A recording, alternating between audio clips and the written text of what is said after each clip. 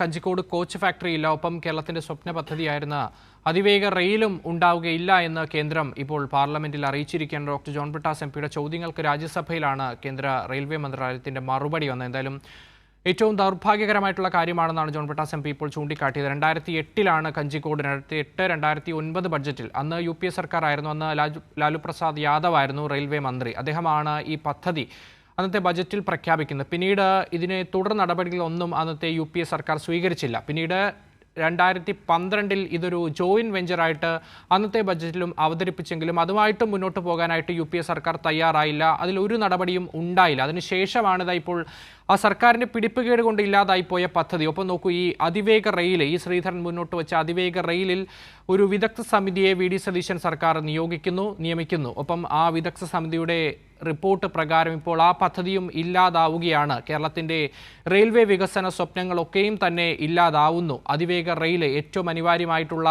ഒരു പദ്ധതിയായിരുന്നു. ഒരു യാത്രാ സൗകര്യത്തിലെ ഒരു കുതിച്ചുചാട്ടമൊക്കെ മുന്നിൽ കണ്ട് ദീർഘവീക്ഷണത്തോടു കൂടിയൊക്കെ നമ്മളൊക്കെ ഇരുന്നിരുന്ന ഒരു പദ്ധതിയാണ് ഈ രണ്ട് പദ്ധതികളും. അതൊന്നും ഉണ്ടാവുകയില്ല ഇനിയെന്ന ഒരു പ്രഖ്യാപനമാണ് ഇപ്പോൾ കേന്ദ്രത്തിൻ്റെ ഭാഗത്ത് നിന്ന് പാർലമെന്റിൽ ഉണ്ടായിരിക്കുന്നത്. അതിലാണ് ഇപ്പോൾ ജോൺ ബ്രിട്ടാസ് MP മാധ്യമങ്ങളോട് വിശദമായി തന്നെ പ്രതികരിച്ചു. അദ്ദേഹത്തിൻ്റെ ചോദ്യത്തിനാണ് കേന്ദ്ര റെയിൽവേ മന്ത്രാലയം ഈ മറുപടിയൊക്കെ തന്നെ നൽകിയത്. എന്തായാലും ദൗർഭാഗ്യകരമായിട്ടുള്ള ഒരു സാഹചര്യമാണ്. ഈ പദ്ധതിയുമായി മുന്നോട്ട് പോകാനില്ല എന്ന് കേന്ദ്രം അറിയിച്ചിരിക്കുകയാണ്. ഇരു പദ്ധതികളും റെയിൽവേ സ്വപ്നങ്ങൾക്ക്, കേരളത്തിൻ്റെ റെയിൽവേ സ്വപ്നം, നമുക്കറിയാം കേരളത്തിലെ റെയിൽവേ വികസനം അത് ഈ മറ്റ് സംസ്ഥാനങ്ങളെയൊക്കെ വെച്ച് നോക്കുമ്പോൾ പിന്നിലാണ് നമ്മളൊക്കെയും തന്നെ.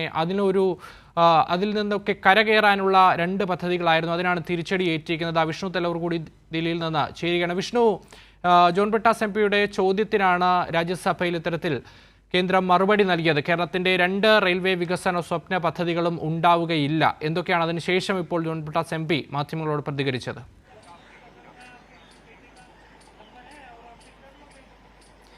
അക്ഷയ്, തീർച്ചയായിട്ടും ജോൺ ബ്രിട്ടാസ് MP രാജ്യസഭയിൽ ഉന്നയിച്ച രണ്ട് ചോദ്യങ്ങൾക്കാണ് അതിപ്രധാനമായിട്ടുള്ള ഉത്തരം ലഭിച്ചിരിക്കുന്നത്. അതായത് കേരളത്തിന്റെ സ്വപ്ന പദ്ധതികളായിട്ടുള്ള കഞ്ചിക്കോട് കോച്ച് ഫാക്ടറി, അതോടൊപ്പം തന്നെ അതിവേഗ റെയിൽ പാത, ഇത് രണ്ടും ഉണ്ടാകില്ല എന്നതാണ് കേന്ദ്ര സർക്കാർ ഇപ്പോൾ അറിയിച്ചിരിക്കുന്നത്.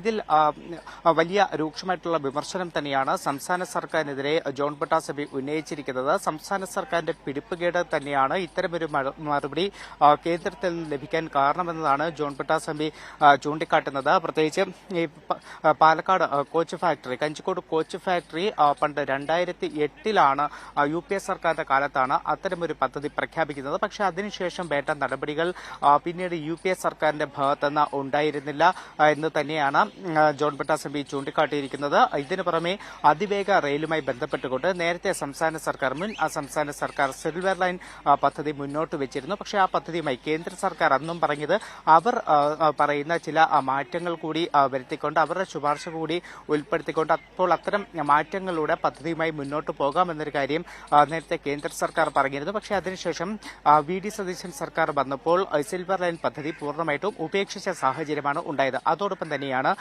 നേരത്തെ തന്നെ കേന്ദ്ര റെയിൽവേ മന്ത്രി അശ്വിനി വൈഷ്ണവ് വ്യക്തമാക്കിയിരുന്ന ഒരു കാര്യമാണ് ഇത്തരത്തിൽ ശ്രീധരൻ അതിവേഗ റെയിൽവേയുമായി ബന്ധപ്പെട്ടുകൊണ്ട് തനിക്ക് പദ്ധതി സമർപ്പിച്ചിട്ടുണ്ട്. അപ്പോൾ അതിൽ കൂടുതൽ ചർച്ചകൾ നടത്തി മുന്നോട്ട് പോകാനുള്ള കാര്യങ്ങൾ ഉണ്ടാകും എന്നൊരു കാര്യം നേരത്തെ റെയിൽവേ മന്ത്രി തന്നെ അറിയിച്ചതാണ്. പക്ഷേ സംസ്ഥാനത്ത് പുതിയ സർക്കാർ, VD സതീശൻ സർക്കാർ അധികാരത്തിൽ വന്നതിന് ശേഷം ഇത്തരത്തിൽ ശ്രീധരന്റെ പദ്ധതി സംസ്ഥാന സർക്കാർ നേരിട്ട് വാങ്ങുകയും പിന്നീട് വിദഗ്ധ സമിതി ആ പദ്ധതി തള്ളിക്കളയുകയും ചെയ്തു. ഇത്തരത്തിൽ നടപ്പാക്കാൻ കഴിയില്ല എന്ന് ചൂണ്ടിക്കാട്ടിക്കൊണ്ട് തള്ളിക്കളയുകയും ചെയ്തു. ഈ പശ്ചാത്തലത്തിൽ കേന്ദ്ര സർക്കാർ പറയുന്നത് സംസ്ഥാന സർക്കാരിന് തന്നെ ആവശ്യമില്ലെങ്കിൽ പിന്നെ കേന്ദ്ര സർക്കാരിന് അതിലൊന്നും ചെയ്യാൻ കഴിയില്ല എന്ന് തന്നെയാണ് കേന്ദ്ര സർക്കാർ അതിവിദഗ്ധമായി കൈയൊഴുകുകയും ചെയ്തിട്ടുള്ളത്. എന്തായാലും കേന്ദ്ര സർക്കാർ പണ്ട് മുതൽ തന്നെ നടത്തിക്കൊണ്ടിരിക്കുന്ന 3ാം പാത, 4ാം പാത എന്നിവയുമായി മുന്നോട്ട് പോകും. അത്തരം പദ്ധതികളുമായി മുന്നോട്ട് പോകുമെന്നും എന്തായാലും റെയിൽവേ മന്ത്രാലയം വ്യക്തമാക്കിയിട്ടുണ്ട്. നിലവിൽ സംസ്ഥാന സർക്കാർ കേരളത്തിന്റെ വികസന പദ്ധതികളുടെ ചിറകരിഞ്ഞിരിക്കുന്നു എന്ന് തന്നെയാണ് ജോൺ ബ്രിട്ടാസ് MP അതിരൂക്ഷമായി വിമർശിച്ചിട്ടുള്ളത്. അക്ഷയ്.